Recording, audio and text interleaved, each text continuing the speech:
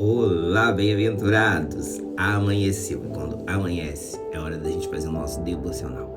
Consagrar a nossa vida, entregar a nossa vida a Deus. Gosto de começar os meus dias agradecendo a Deus pelo privilégio de ter acordado, por ter me dado força, saúde, por ter me dado uma boa noite de sono tranquila, me dado forças para poder levantar, né, para batalhar, correr atrás dos sonhos, dos objetivos de vida, enfrentar muitas lutas que a gente enfrenta ao longo do nosso dia, mas guiado, direcionados por Deus. Quer que guie os nossos passos, né? O coração do homem pode fazer planos, mas a resposta dos lábios vem do Senhor. A resposta dos lábios, ela vem do Senhor. A gente faz muitos planos ao longo dos nossos dias, para as nossas vidas, mas quem determina mesmo esses planos, quem concretiza mesmo eles, é Deus, é Jesus, nos guiando, nos orientando, nos livrando, dando muitos livramentos, né, gente? Porque há coisas que a gente acha que perdeu, mas no fundo a gente ganhou, porque Deus dá livramento pra gente, né? E o Espírito Santo ficou me martelando muito, porque ontem eu não consegui explicar. Eu fui assistir o vídeo devocional ontem e eu não consegui explicar muito bem, porque eu falei que o pecado é bom, mas quando eu quis dizer que o pecado era bom ontem, é no sentido assim, que quando você tá praticando ali, aquilo parece ser bom, te traz uma satisfação momentânea, mas ele tem muitas consequências, ele traz muitas consequências, traz uma carga para você carregar muito pesada, e eu queria falar sobre isso, porque eu não consegui explicar e eu fui dar uma olhada ontem no devocional, porque eu gravo aqui e eu tenho que sair para fazer outras coisas, então eu fui dar uma olhada no devocional ontem à noite e eu acabei vendo isso, que eu falei e ficou meio que não entendido ali, não consegui explicar, e a pessoa pode ter pensado, quem assiste vai falar, fulano falou que o pecado é bom, coisa e tal, dá uma satisfação ali na hora pra você, mas ele traz muitas consequências, que depois, quando a gente vai ver o preço que a gente tem que pagar por aquela atitude que a gente teve, é muito alto, é um preço muito alto, o pecado ele cobra um preço muito alto, me faz remeter, quando fala de pecado, ontem quando eu falei isso, me remeteu muito a substâncias ilícitas, né? Porque a substância ilícita é assim, a pessoa que usa, ela vai dizer que é bom, não é ruim, porque se fosse ruim, ela não usaria. Ela não usaria. É bom, mas que consequências traz isso? Traz consequências pro seu corpo, né? Pro seu físico, pra sua mente, te traz uma dependência daquilo, porque você vai ficando dependente, seu corpo vai querendo cada vez mais aquela sensação, né?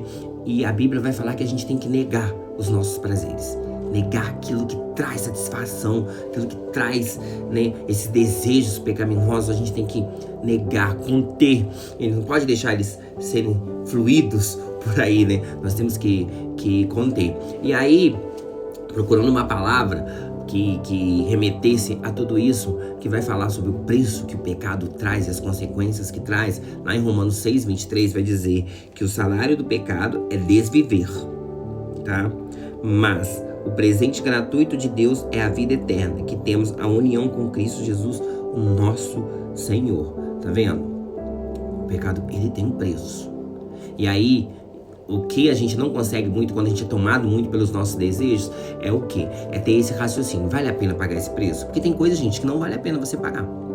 Sabe? Já imagina você entrando numa loja, aí você vê um bem que você sabe que não vale tanto aquele valor, né, que está sendo cobrado ali, porque quando a gente vai comprar alguma coisa, adquirir algum bem, a gente faz muitas pesquisas, a gente vai em muitas lojas, você vai vendo, até mesmo roupa, né, ou eletrodoméstico, você vai vendo e parando para ver onde é o lugar mais barato, porque não vale a pena pagar um preço tão alto por uma coisa que talvez dure tão pouco.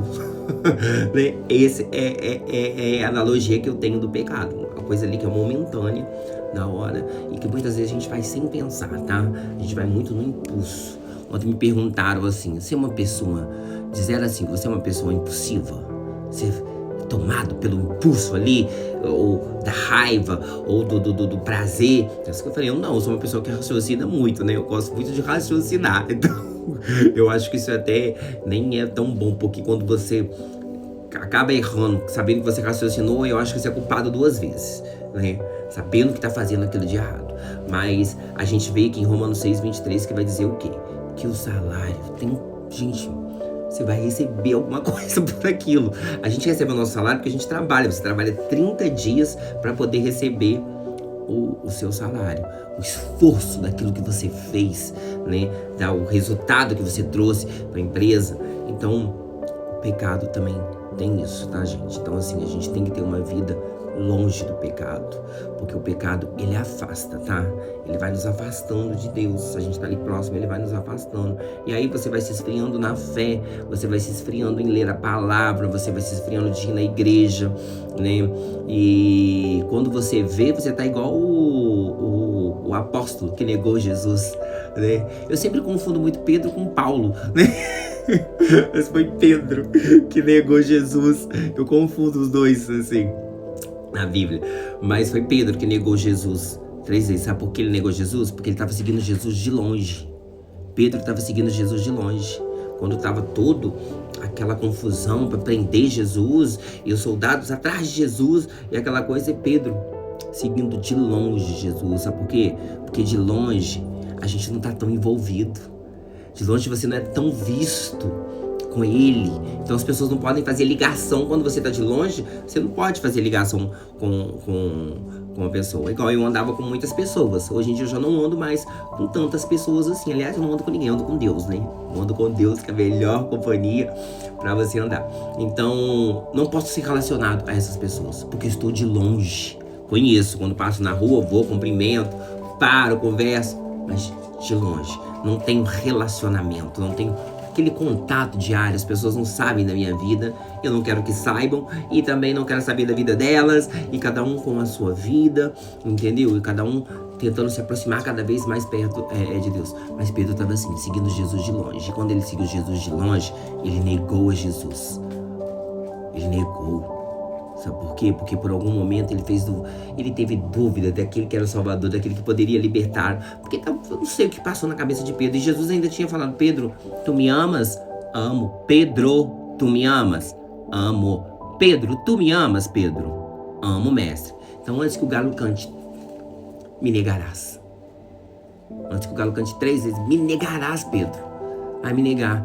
E quando os guardas foram ali abordar, esse é um deles. A Pedro falou: não sou.